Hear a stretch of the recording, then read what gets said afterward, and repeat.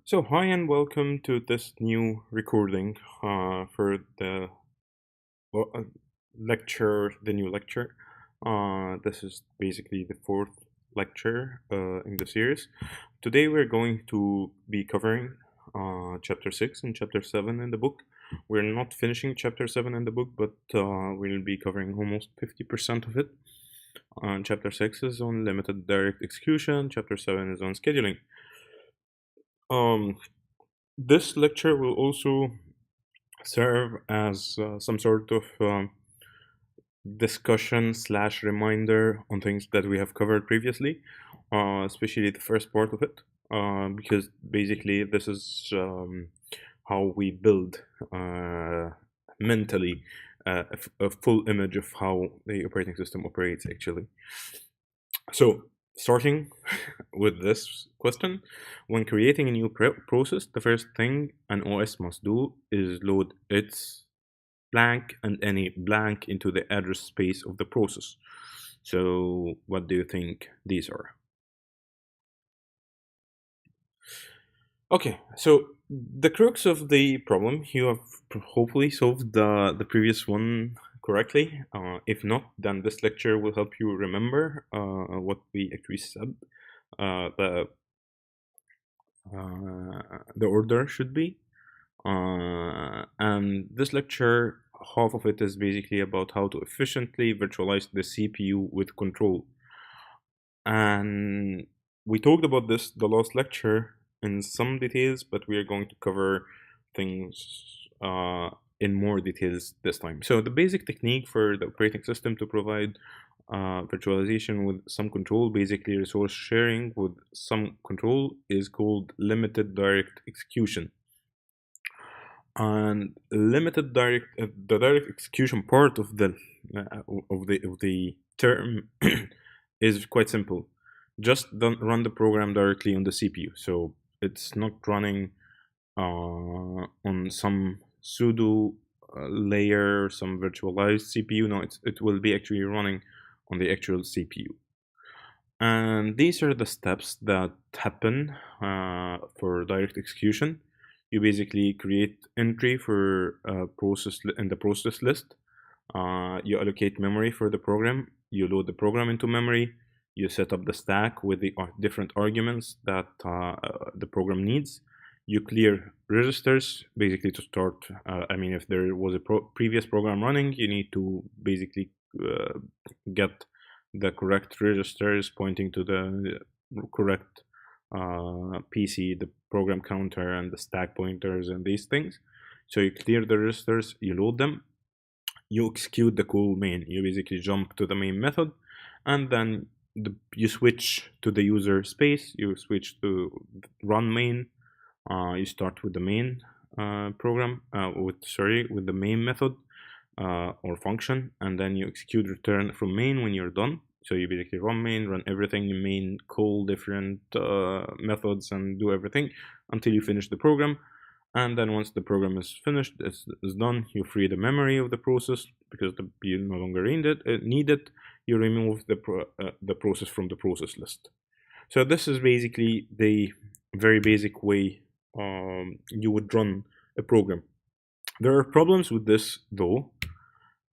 Number one, if we just run a program, how can the operating system make sure that the program doesn't do anything that is basically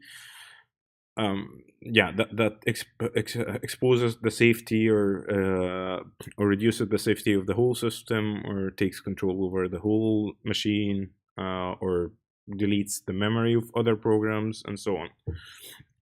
So you need basically a way to control this. And as I said, this this is something that we already talked about, which is user space and kernel space.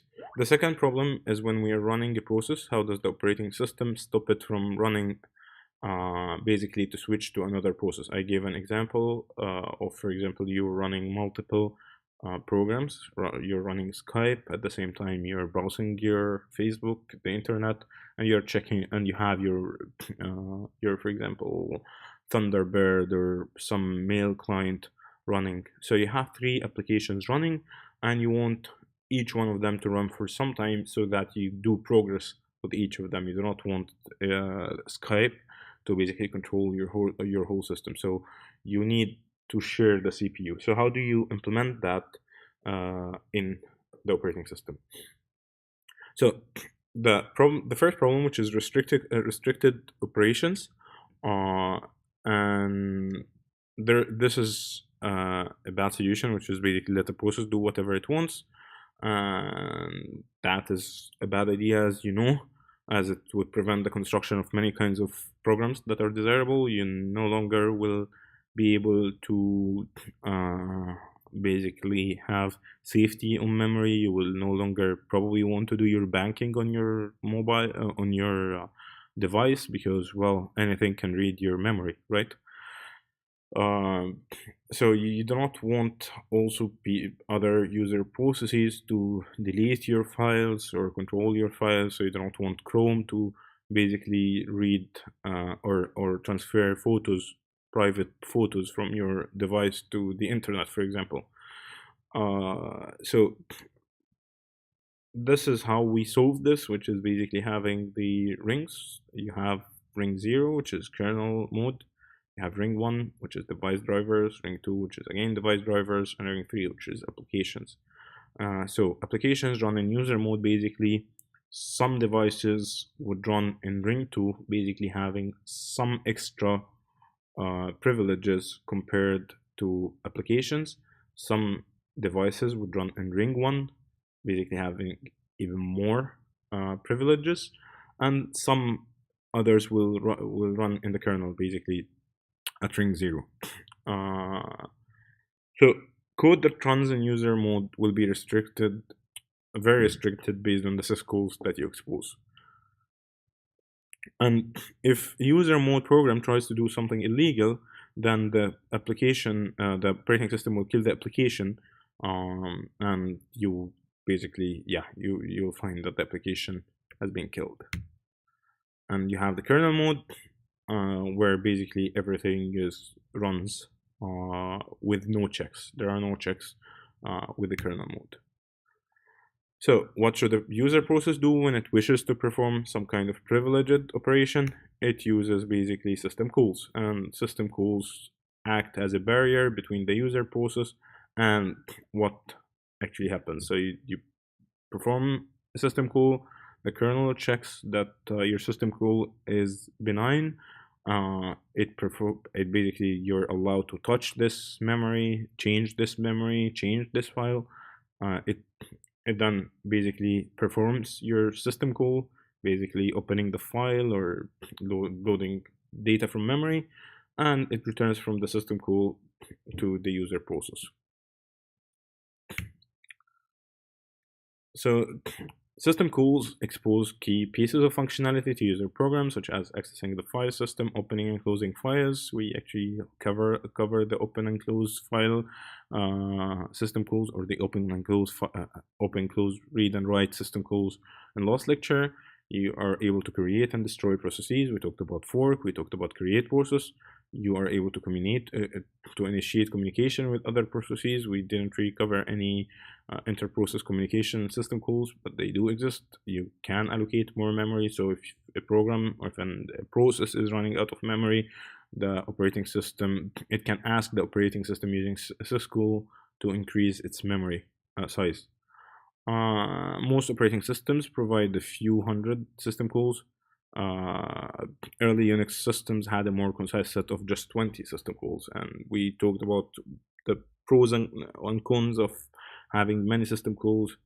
I mean, it might make your life easier if you have many system calls, because then you can do more stuff, but at the same time you are actually having security issues and safety and resilience issues. Basically, when you execute a system call, a program executes a special trap instruction, which jumps into the kernel and raises the privilege level at the same time. So when a program calls system call, basically what happens is that you raise a trap, you convert, now the kernel takes over and you're now in kernel mode. So this is what the kernel do, and the kernel checks that this system call is legit, so you're allowed to do this, and only privileged operations can be performed in that case.